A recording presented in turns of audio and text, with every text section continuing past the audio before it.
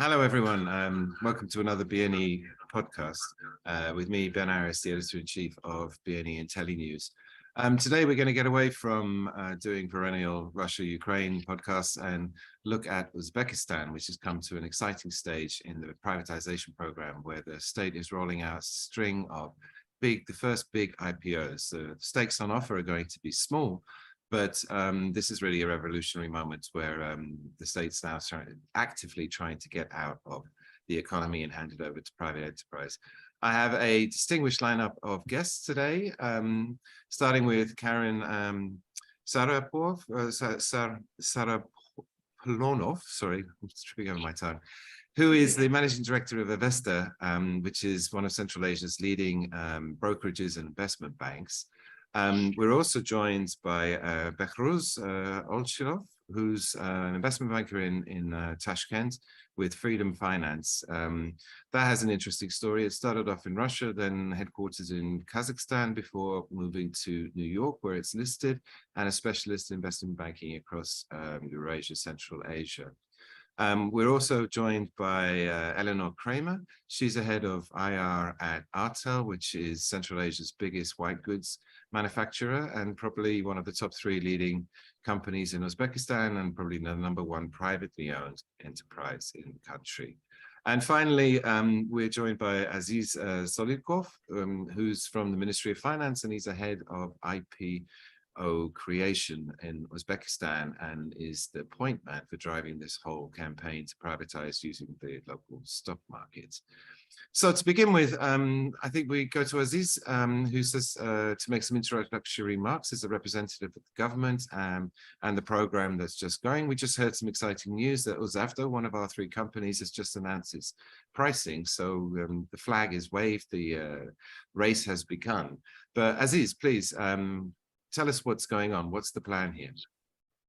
So, good afternoon and good evening. Nice to meet you all today. Thank you for giving the opportunity to speak about the local capital market of Uzbekistan.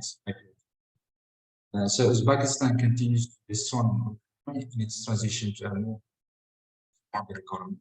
The country is committed to improving its productive capacity and just on the way to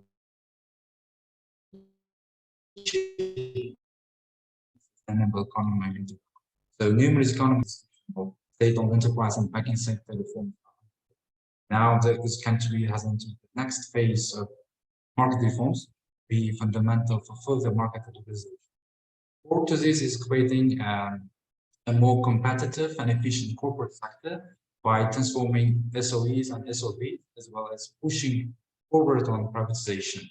Perhaps most promising for the country's future is the ambitious program being undertaken to expand its local capital market.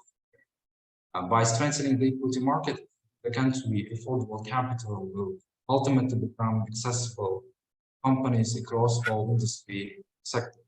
In this sense, the government of Uzbekistan, with a strong commitment, is initiating local and national IPOs of SPOs of 23 national champions over the next 2 years. Out of these 23 SOEs, there are 6 of them are state-owned banks and 5 insurance and financial companies, 3 metals and mining representatives, and the rest are SOEs that are operating in the oil and gas, transportation, logistics, automobile manufacturing, and pharmaceutical industry. And the pioneers of such wide-scale IPO agenda are UzAuto, UzMetKombint, and UzAuto. Now, the development of the capital market is the management of the Ministry of Finance. From perspective of capital market development, we will focus more on the local listings. However, pre-IPO and IPO preparation processes will be based on the international best practices and standards, which will allow us to properly prepare for international listings that will be being followed later on. Thank you. Great. As I said in the intro, that the 3 companies that are up for IPO are UzAuto, which is the biggest car producer. It was formerly, originally, it was a joint venture with Daewoo, but then got taken over by GM, the American company. And then more recently, GM pulled out, and so now it's fully state-owned. And the bizarre thing, if you go to Tashkent, is the entire country seems to be full of Chevrolets, and they're all white. They're all produced by this one factory, which has a 95% market share. But now it's being privatized and should be very interesting and going through various reforms, and the protectionist duties that it's enjoyed till now are being taken down in order to spur competition. The second company is UzMetKombint, which is the country's largest steel producer. I think a third of the steel in the country is consumed is UzMet. And the third company is QQB, which is a former agricultural-based bank, but is now transformed to a universal bank and is the country's largest mortgage lender. And happily, Karin and Behruz, between them, are representing and helping to prepare all three of those companies. So, Behruz, maybe we can go to you first, in so much as you said, there's a capital markets day going on at the moment for UzAuto, and they've just announced the pricing, which is going to be a key element, as I think we'll discuss, to get these IPOs away. They've got to be cheap enough in order to bring in fresh capital. But can you tell us a bit about UzAuto and the pricing? I think it's just been valued at 2.8 billion, and we were talking before this started, you're saying that's actually at the low end of the scale. That's quite a cheap valuation, which is a good thing, is it not? Yeah, so we valued UzAuto at $2.18 billion. So that's the fair value, and we're placing it at the discount range of 10 to 20%. So, and the company itself, I mean, to go into a little bit of detail, I was at your presentation at the Economic Forum. I mean, it really is a force in the market, in so much as it produced something like 280,000 cars last year. It's on course 300. Yeah, now it produces about 340,000 cars. UzAuto Motors is the largest automotive producer in CIS. And it operates with the GM. So in alliance with GM, produces Chevrolet cars. It holds over 90% of the market share in Uzbekistan, over 40% market share in Kazakhstan, rapidly pushing into new markets in the post-Soviet republics. One of the best parts about the company is because of its alliance with GM, it doesn't have to spend anything on R&D. So it will be growing much faster, and will have much better margins than any other automotive company at the same size. So also it has the exclusive rights from GM to sell Chevrolets in those post-Soviet republics. So no one else can import Chevrolets other than UzAuto Motors to Kazakhstan, to Armenia, to Kyrgyzstan, etc. And it's got two big drivers of growth. One is the low cost base. I mean, there's a big factory in Andijan that was set up there in the 90s. I mean, Karimov did that as one of the few really good deals he did.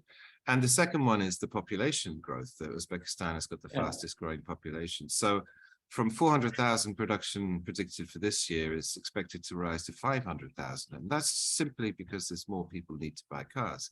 Yeah, and what's the outlook there? Yeah, it's not just that there are more people, but also that the GDP per capita is growing. Right now, if you look at the correlation metrics of the owning of cars, car ownership per 1,000 people, there is just 87 people per 1,000 people owning cars in Uzbekistan. That's much lower than Kyrgyzstan, which has double of that. It's lower than in Turkmenistan, in Armenia, in many post-Soviet republics. Russia is at about 400 cars per 1,000 people. So so our projections is that UzAuto will, the car ownership in Uzbekistan will move to 140 cars per 1,000 people, and that will allow UzAuto Motors to produce much more, to have a bigger market for its cars. We did a drill down into the car ownership. I mean, you have to take into account, looking at the numbers, also the age of the car. And Russia has a high proportion of cars per capita, but then a lot of them are quite old. Although it still has, from the CIS, it has a very high share of new cars. But Uzbekistan must have extremely high share of new cars. Yeah, so actually, UzAuto Motors numbers from basically also the models, they went from average of 11 years per model, so to 4 years in a forecast for the next year. So that will be the average age of the models they produce. So those are all freshly new approved models from GM. And a last question before we get on to the more general topics. What about the financial performance of the company? As I said, it has this local production, and in the presentation, the deputy chairman was saying that, look, we have a very competitive position because, and this is another one of Uzbekistan's strengths, is that the cost of labor here is very low, and that we can produce cars much cheaper than any imports that come in. We can really, compete on price and cost. But the company itself is pretty profitable, is it not? Yeah, the company is pretty profitable. It earned $215 million for the last 12 months, and we're projecting a lot of growth to 2026, 2027. So right now, basically right now, the company is earning about $3.5 billion in revenue, and we're projecting $5.3 billion in revenue by 2026. That's thanks to introducing more models, so newer models, and to replacing low margin models with higher margin ones. Okay. Karen, if I can come to you, can we do the same with UzMetKombint, which again, as I say, it's a huge plant that was set up in the 40s, and it's had at least $1 billion invested in it since the end of the Soviet Union, and has gone from just making sort of basic steel to adding new products like gases, and now it's moving on to hot rolled steel from long products, which are much more marketable. And the output is expected to double from 1 million tons a year to 2 million, if I remember rightly. Tell me a bit about this company, why it's so interesting for an IPO. Yeah, thank you, Ben. Thank you, Ben, for invitation and giving the chance to give you a bit description about the company. More or less the same is very the same for the UzMetKombint, but Bihru said macroeconomically it's a great company. It's supported by the growing income and highly growing construction segment in Uzbekistan, because they could sell everything they produce like 3 times on a local market, and the prices are quite transparent on the local commodity exchange. Everything is very transparent for all the sides of the project. They don't have the issues with the getting money from the payers, which is quite usual for local and companies in CIS. These guys, they are getting money strictly from the commodity exchange for most of their products. As you said, the probable company now producing the long products like rebars and others, and the grinding balls for the another mining companies in Uzbekistan, and now they are increasing the capacity by 2.5 times, and not just in that area that they are doing, but adding the hot rolling flat metal, which will be then galvanized and used for any industry in Uzbekistan, like FMCG production, some construction, whatever. So the company have a great opportunities. They already practically guaranteed the financing of these great projects. So the main projects valued for 700 million, and definitely management have a lot of other plans of modernization the plant, but it's definitely they are limited with the size and some financial covenants. If it just you to imagine the $700 million projects is more or less their annual revenues right now. But when the project was starting, they have like twice lower revenue. So they actually supposed to do the project, which is 2 times more than they now. So this is the advantage that Uzbek companies could have in this growing market. So they could afford very prospective projects. What else we did? So we did some very basic calculations now, and we see that the price for the UzMetKombint shares now is more or less the same the dynamics. So it's practically 100% correlated with their profit dynamics. In 2021, there was a very good increase in prices for the metal. They had good profits. Now it's a bit lower. That's like a risk for all cyclical seasonal products. But on the other hand, we see that all the efforts of the management of the company to improve the reporting, to improve the corporate governance, to improve the quality and cost of the production. But all this is not reflected in the price. So we see that the IPO will bring additional liquidity to the market, will bring some additional qualified investors who will be able to do the proper understanding of this values, and this will transfer in a much better pricing for the shares. Mm-hmm. Could you also give us a brief sketch of QQB? I mean, again, as I know, it's like one of the top 10 banks and formerly a specialist on the agricultural sector, where it's sort of getting into housing. And now, as part of the new strategy, is transforming it to a universal bank, but it's kept that interest in housing, and it's the largest mortgage lender. And the mortgage sector, the housing sector, I mean, this is an economic growth driver. You mentioned construction is booming, and the expanding population, there's a constant demand for housing, and the government is subsidizing mortgages too in order to drive this along and to make housing affordable for all the young people. And so the bank sits in quite a sweet spot. For sure, yeah. I guess the one of the main metrics, as Cruz was telling you about the penetration of the cars to the 1,000 people, I could say that Uzbekistan have one of the lowest average residential space per capita. It's just about less than 17 square meters. So obviously that these numbers will be growing, and the current growth in construction is confirming this growth. So the bank itself is probably one of the most profitable and well-managed banks among the state-owned banks. Definitely, we honestly could say that there's two universe of the banks: the private banks in Uzbekistan and the state-owned banks. But for last 4 years, the bank did a very good job on cleaning the balance sheet, improving the procedures, introducing the IT and new management strategy. So everything of this turns in a decreasing of the costs, increasing of the net margin. So the bank is now showing about 18% ROE and growing very fast. So the only limit for them is their capital adequacy ratio and the requirements of the central bank, which is quite tough in Uzbekistan. But with the possible IPO, yes, they raise very small sum, but it opens the window for another types of the equity injections to the equity. So we hope it will help the bank to grow much faster. Mm-hmm. And returning to the idea about their significant 27% share on the mortgage market, is huge. Even the market is not so big itself, but this project gives them the opportunity to do the good cross sales and to work with the clients for a long-term perspective.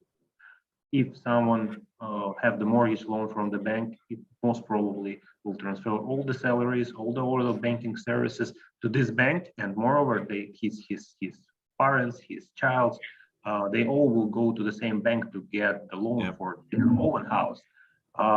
So this is even this program is the subsidized product, and they might be not doing the huge profits from this directly, but it's the pathway to the additional services, additional clientele, and they could improve it. So with the new products, with the new know-hows from the advisors, which they are definitely a way to the more commercialized banking activity of the QQB.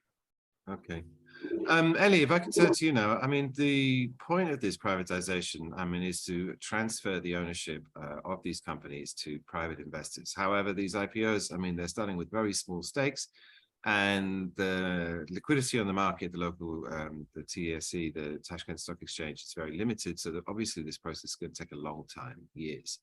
The other part of doing IPOs is to improve the transparency and the corporate governance and the general management of the companies. The goal here is to make them publicly accountable. I talked to George Papashvili, who's the new head of the new CEO of the TSE, and he was suggesting one of the ways that this privatization can be done is giving the workers shares as a bonus to get them personally invested in the future of the company. And also the company itself is then publicly accountable because it has to go through the reporting process. It has to answer to shareholders, albeit they minority ones.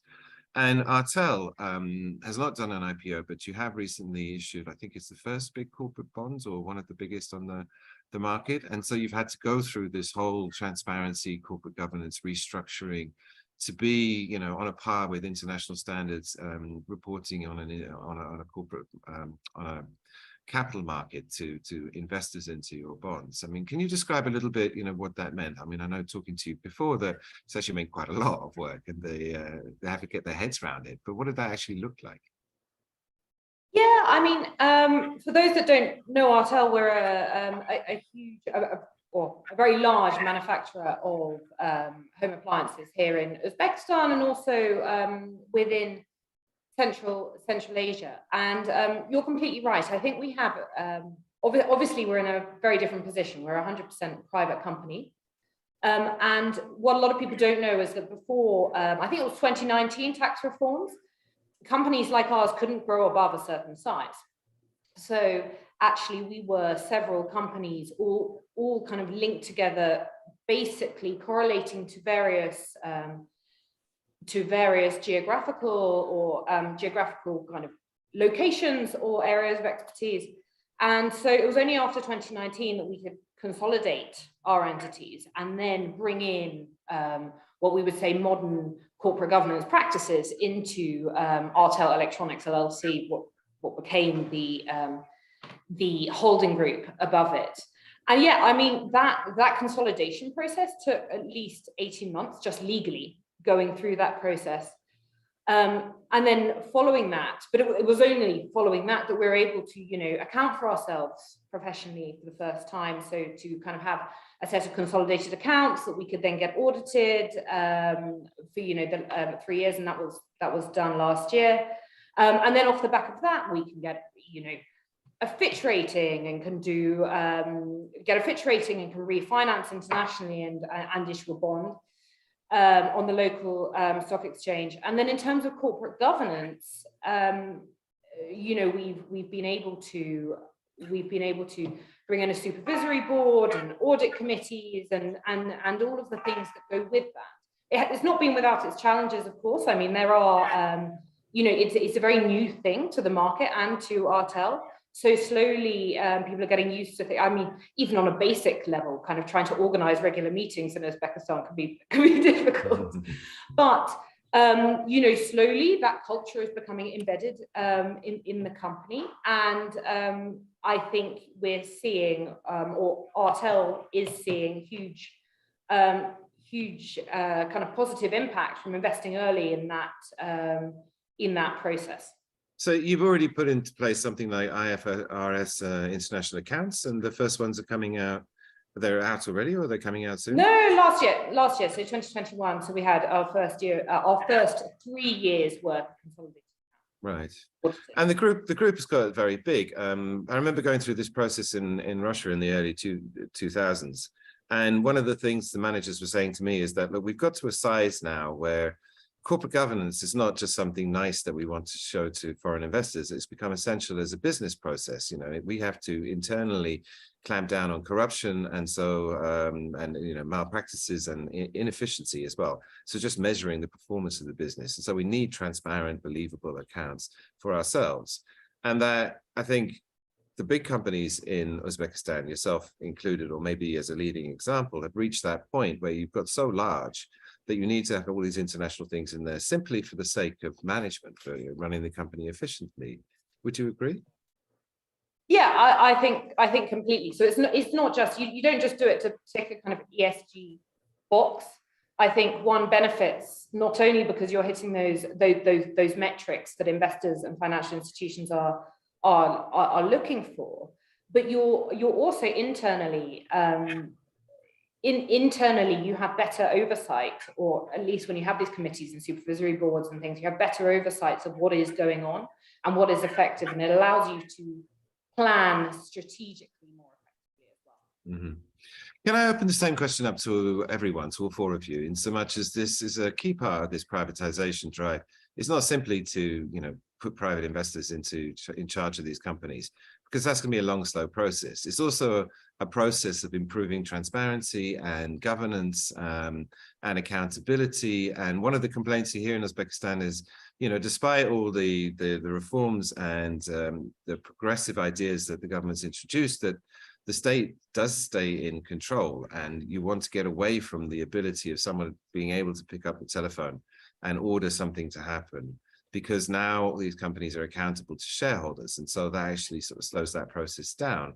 I mean, with the three companies, UzAuto and UzMetKombint, I mean, they are, former, well, in UzMet's case, I mean, it's a former Soviet company, sort of run on red directors line, and UzAuto is a modern company, but nevertheless was established under Karimov and very, very much run directly by the state. And this process with the IPO is supposed to change that.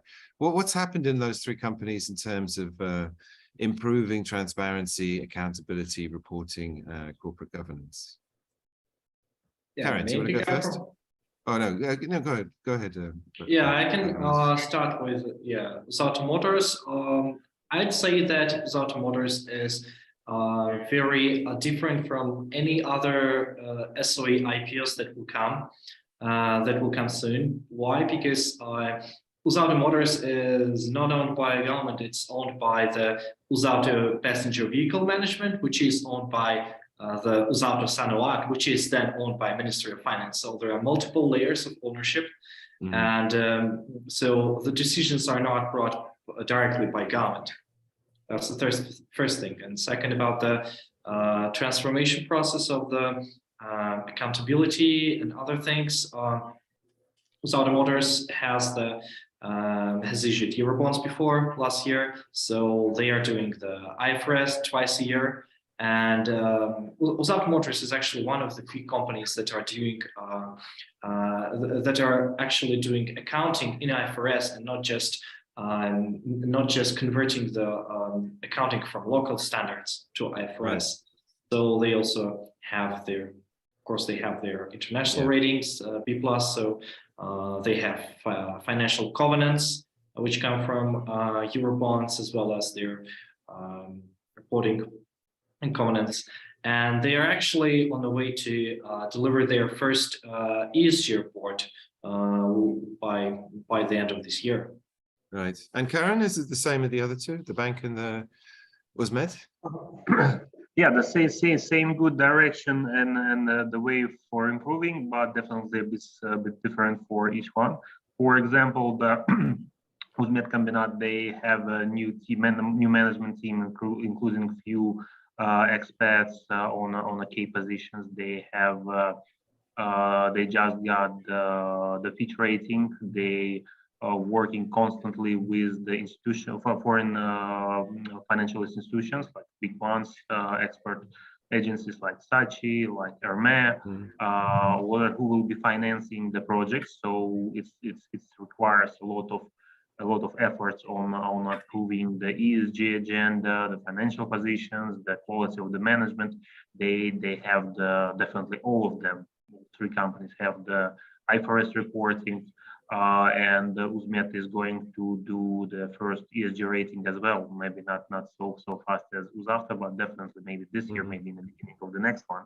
And for the bank, I guess it's much better, because the banks already had the requirements to do the IFRS reporting since 1994. I guess, might be wrong a bit, but still they are working with this for quite a long time. They are attracting the million of different credit lines from the foreign institutions, foreign banks, development institutions. The ADB is helping them. The AY wrote the strategy, and just an example, they have the majority of the independent board members in their supervisory board, and 3 of them are foreigners with a very good and deep background in the financing. So everything of this means that there is a very good improvement in the system in general. Right. Definitely, there is a huge part of the things which working in the old way, but the good thing is the management and the board and the owners, the shareholders, and the government, they all understand the problems and they are doing the step-by-step process to solve this issue. Okay. Aziz, if I can turn to you, I mean, from the government point of view, because at the end of the day, these SOEs are very much owned by the state, and this process is right at the very beginning. But the state's attitude is to get out, and that you want to see all of these transparency, corporate governance improve, as you see it as a way of developing the economy. I mean, well, what's the vision of the government in terms of these privatizations? For sure. You know, the IPOs and SPOs are one of the most privatized assets. Doing and going through this process, the state-owned companies, banks, of course, in corporate governance, will lead to improvement in their financial. And as a regulator of capital markets, we are interested in this because in our market there will be more companies who are listed for investors and the more high quality assets investors. And on the other side, if the companies management and governance for all, they will be kind of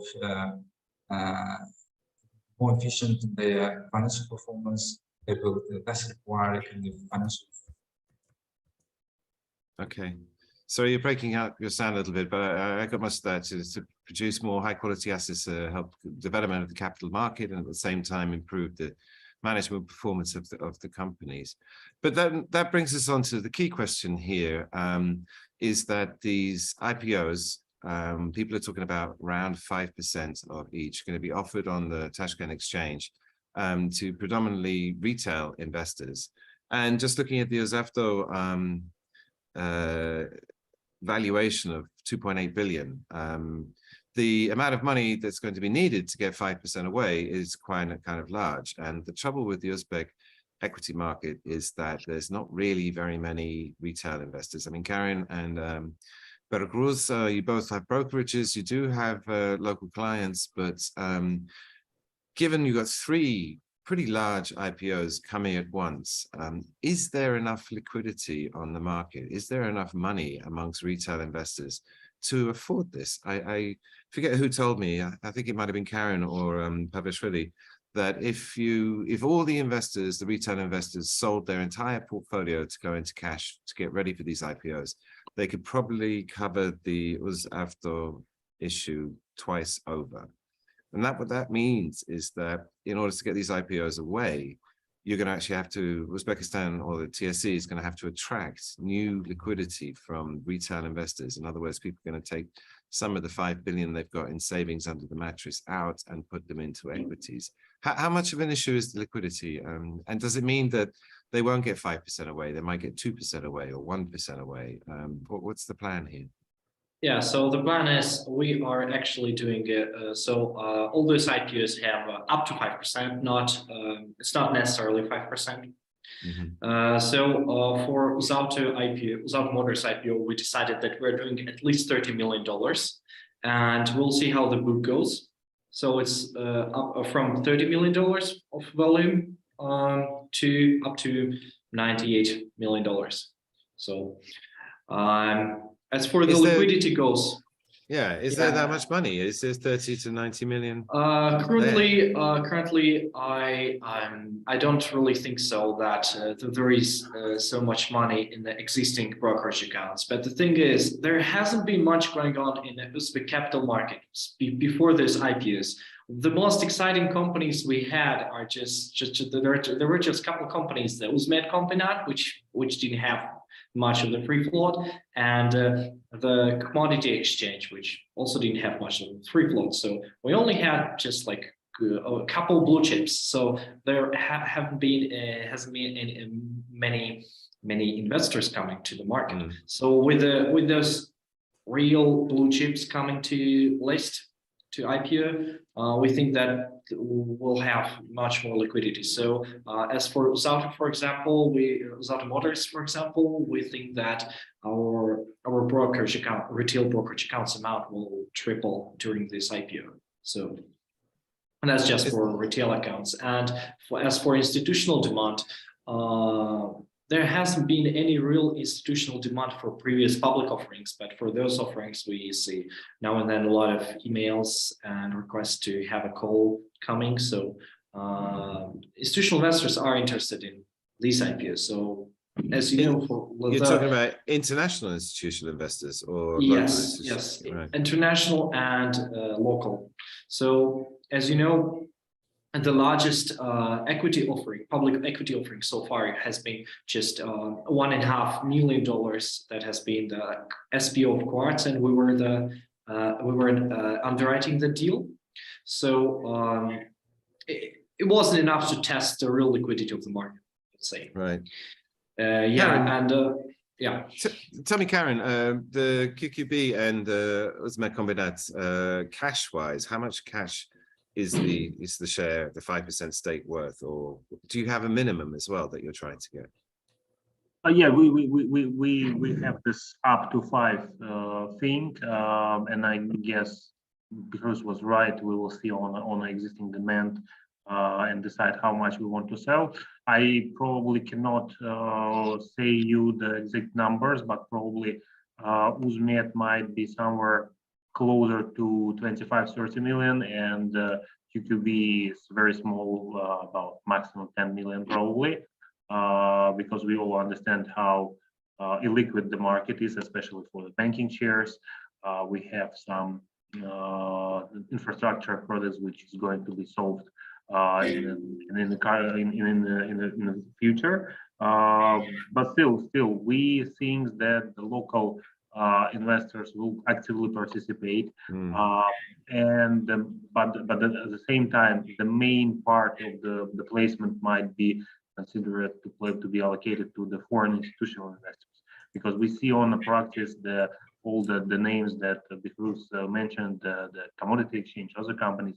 First 2 years when the companies was growing very fast, most of the trades was done by the foreign institutions, and then when the people saw that there is a growth, there is some opportunity and additional profits comparing to the bank deposits, they started to invest locally.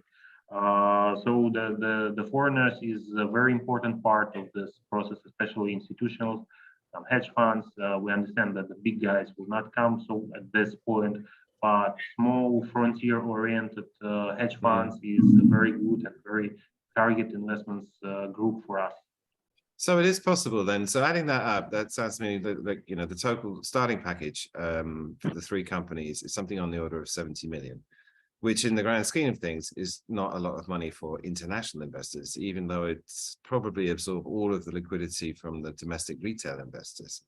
And there are funds working on the Uzbek market. I mean, there's AFC Capital, and Karen, through your Avesta, you've got people who've invested directly as well. And some of the big international banks like JP Morgan have representative offices in Tashkent. But at the moment, those big international famous investment banks are largely focused on doing corporate bonds with the big Eurobond business with the large blue chips. They're not.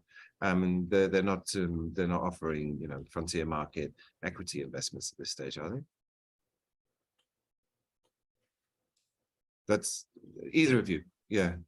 Yeah,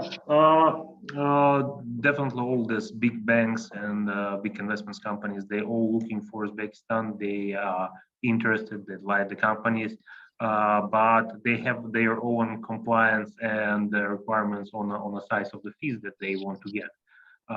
So it's difficult now to have all the big players here. So we are going to our partners, including foreign ones, and we will be cooperating on the local market with other brokerage to maximally consolidate the market and increase the possible demand for each of these IPOs going to be in the next few months or the years. So it's a challenge, but it's very realistically we could do it very, very successfully. So just need to have a bit of the courage to cover everything. That's a huge and difficult word, but it's definitely worth it, and we believe that the market will be very successful. Aziz, if I can ask you, I mean, you know, as the IPO creation department at the Minfin, have you actually been actively wooing international investors, going to frontier funds, talking to big London, New York-based investment banks and offering them, hey, we're doing an IPO, this should be very interesting. We're going to offer them at discounts, and these companies are fast growing. Like, why don't you come and participate? Yeah, sure. As a Minister of Finance, we usually do with strong investor relations with investment banks like Raiffeisen Bank and other frontier market investment funds. In May this year, we made organized non-deal roadshow banner in London, where we presented UzAuto and UzMetKombint. Yeah, in together with our the colleagues from that SOEs, we presented the plans for IPOs to international investors. Yes, investors, and we got quite feedback from them, positive. And given that the let's say adverse effect of the geopolitical situation, national capital markets, particularly in equity markets, so at the moment we only focus on local listings, but of course in coming years, maybe we're also planning international IPOs of some SOEs. Ellie, can I ask you about that? Because I know Artel, I mean, they've done corporate bonds already on the TSE in Tashkent, but I understand the ambition is to go and do a Eurobond. And what's your experience of reaching out internationally, and to what extent are you finding there's interest from the international audience? Because the plan here with the IPOs is to do SBOs and go to the international markets. And so this whole exercise is basically a calling card ahead of that effort, which is going to develop in the next few years. And you're in the same boat, you know? Yeah, I mean, it's a really interesting question. We were targeting a Eurobond either next year or the year after. I think that was our kind of realistic aim. Obviously, since February, for obvious reasons,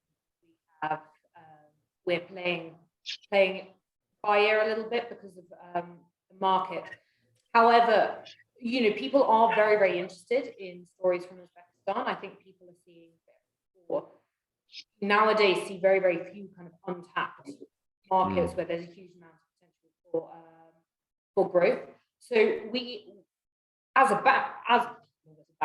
a company, we have seen that the doors to kind of like, you know, investors and banks and people have been completely open, and we've been able to have those conversations very early on, and that's saying that there is interest, obviously, for I mean, as I said, market conditions aren't quite right for it, and we also need to strengthen.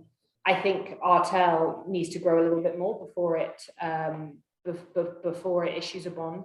Obviously, our target is London at some point, but we successfully issued a small bond, and we were the first private, or the first 100% private company. I mean, Karen can correct me if I'm wrong, but we were the first large-scale private company to do so in Tashkent, and that went really well. And but again, that's on the domestic market, so we've got to. I think we've got to wait and see, basically. To what extent do you think, like Uzbekistan? I mean, famously, when Mirziyoyev came in 2016, and he opened the market up again after, you know, Karimov had it shut down. And I think by 2018, it started to become very clear that this was a good idea, that Uzbekistan was taking off, that you come to Tashkent. I was down there then, and there was a noticeable buzz. And I was just down there again, like last week, 2 weeks ago. And you can feel it's coming on. I mean, it's going, and I think the story is getting out slowly that, you know, it's a very prospective market. And as you say, I think it's one of the few really upbeat stories in the whole former Soviet Union space. But to what extent do you think that is transmitted outside, that people are starting to wake up and say, oh, we have to keep an eye on this? It's actually very early days, but this should be very interesting if it goes the way that the other markets have gone. I think over the last year or so that has really come through, because it's very easy for a kind of administration to come in and say they're going to reform and change everything, but actually people were kind of, you know, sitting back and seeing whether that process was real. And now I think it's very clear that it is real, and, you know, the government are very, very committed to the privatization process. I think, like any of these things, it's not necessarily a smooth journey. You know, there's kind of like, you kind of test different things out, you see what works, you see what doesn't work. But I think the interest, we've definitely seen it over the last year. We're getting more people knocking on our doors, more people getting in contact, more people expressing interest. And I think, and that's not just from a kind of financing perspective, but also from a partnership perspective, from a supply, you know, perspective. And I think it's because people now have trust in the process in a way that a couple of years ago they were probably sitting back and just, you know, letting it take its course and see whether the government would follow through with what it was saying it wanted to do. Okay, look, we're coming in towards the end. I want to ask a last question about the IPO process. The key one, Mark Gabin has brought it up in the questions, and I am looking at them. I'll see if there's time to answer more of these questions. But the pricing of these IPOs is going to be key. The point being that you've got to, of course, the stakeholders want to take out as much money as they can, but at the same time, the issuer has to leave enough money on the table, particularly for the retail investors, so they see some upside. Because if they don't make money out of this, then that will scupper the whole privatization thing and development of the domestic stock market from the beginning. And I think everybody has at the back of their mind what happened to the Russian bank VTB when they did their People's IPO, and then within 12 months it tanked, and those shares are still half the price of what they were at the IPO, and the Russian retail investors put $1 billion into that IPO and got burnt. And that's weighed on the Russian stock market ever since. It's taken 25 years until the Russian retail investors finally were convinced to start investing into the stock market, which really took off about 2 years ago. And again, they've now been burnt because of the war, and they've lost a lot of money. And so this issue with these initial pricings, given the how immature this market is and how inexperienced the Uzbek retail investor is, that getting the pricing level right to leave some money on the table is key. I mean, maybe Behruz, we could start with you, because you were saying that the 2.8 valuation, and Karin as well, that you were offering a 10 to 20% discount, I think you said, that the pricing is going to be relatively attractive for these first rounds. And all said and done, I mean, they're offering relatively small chunks of shares, so I think you can afford to be generous. Isn't it worth investing at this stage in pricing at the low end to make sure that everybody who does do this gets a decent profit? Yeah, so first of all, yeah, the pricing is 2.18 billion, not 2.8, and we're placing it with a discount range of 10 to 20%. And as for the knowledge of retail investors, we as a company are doing about 100 investor education events annually in Uzbekistan, and that's like a domestic roadshow where you're going around villages and towns and just inviting regular people in to tell them about what an IPO is and the advantages of equity. Yeah, what the stock market is and how to invest in the stock market. So we're doing about 100 of those events annually. That's we're doing this. We're the only brokerage with an extensive with an extensive offices network, which is spread across all of the country. So we're doing these these education events in all of the regions of Uzbekistan. And of course, when there is an IPO or a bond offering, we're doing simultaneously, we're doing the investor education events. So after they are educated, we are telling about the offering, so then they know what they're investing in.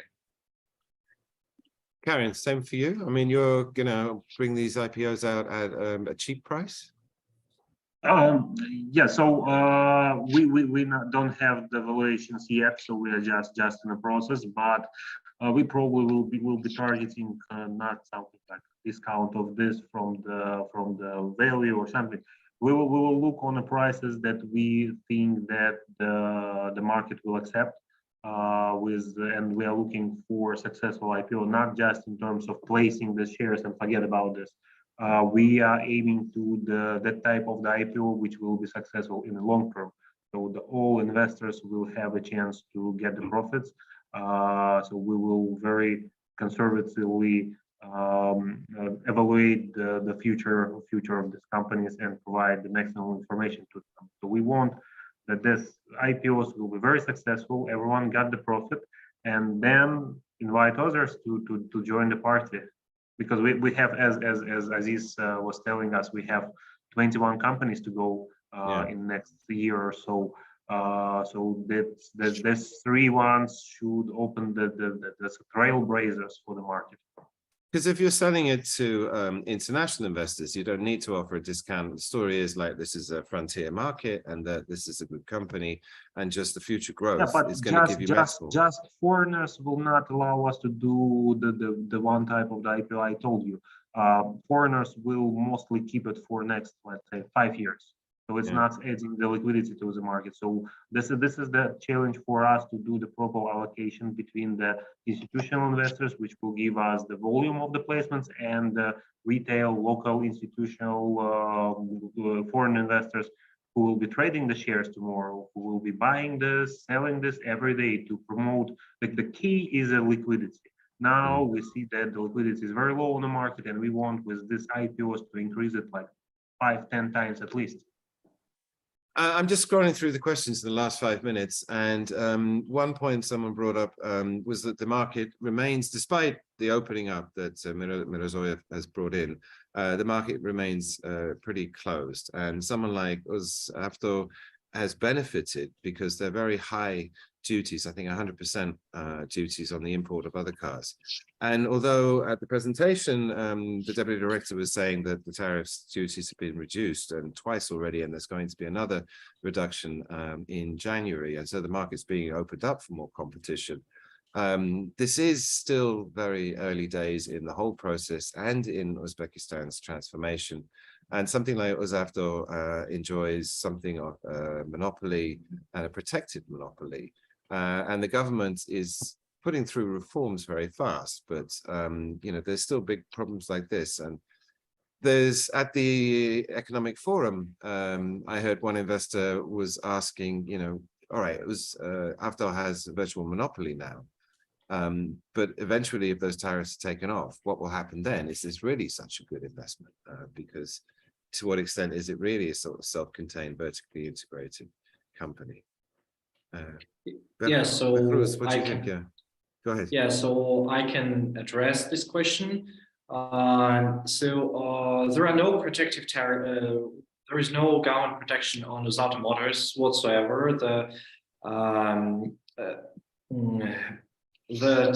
current system in Uzbekistan is done so that any automotive company can come to Uzbekistan and localize the production here, so that they'll have the same opportunities as UzAuto Motors in this market. The tariffs on imports of new cars will possibly be reduced in the future by half, but even if they are removed completely, even if they're removed completely, if you import the new cars, the new other manufacturers will be faced with will face competition with UzAuto Motors' extensive dealership network. The possibilities, the abilities of UzAuto Motors to supply the auto parts 24/7 across all of the regions of the country, and other other car makes can wait months for the required parts to come to replace. So there are over 150,000 people working in all of the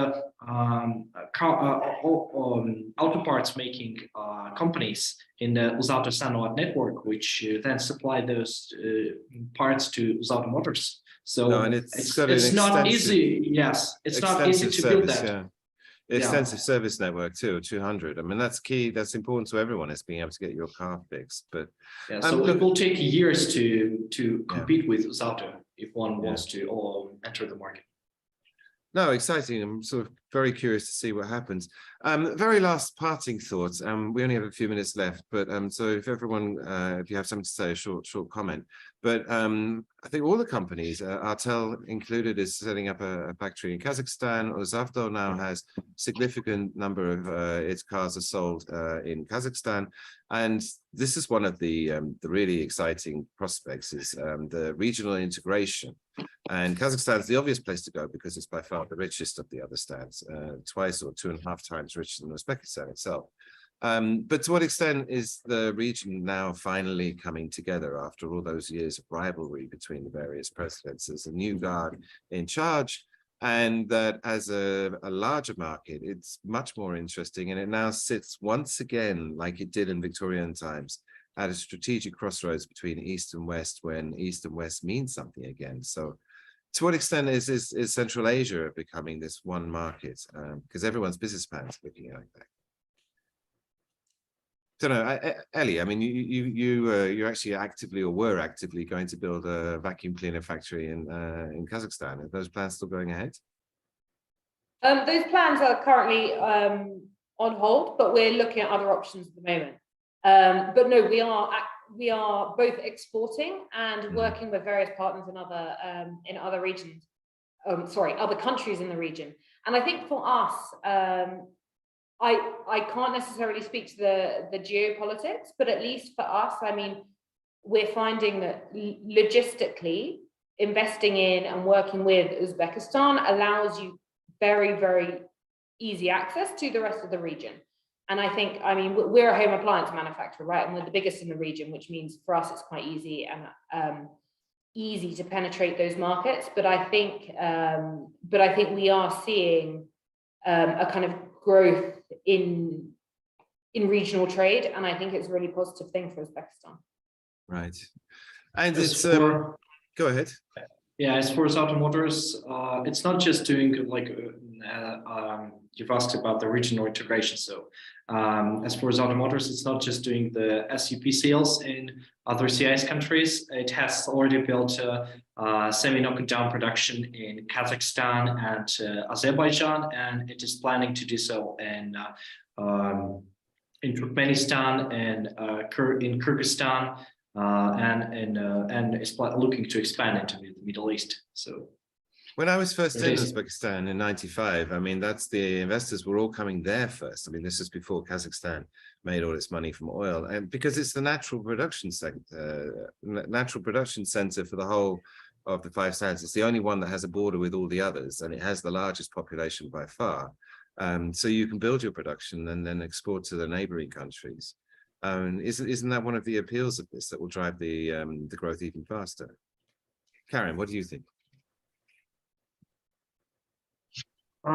Yeah, the market might be growing much faster here now because, as mentioned during the economic forum,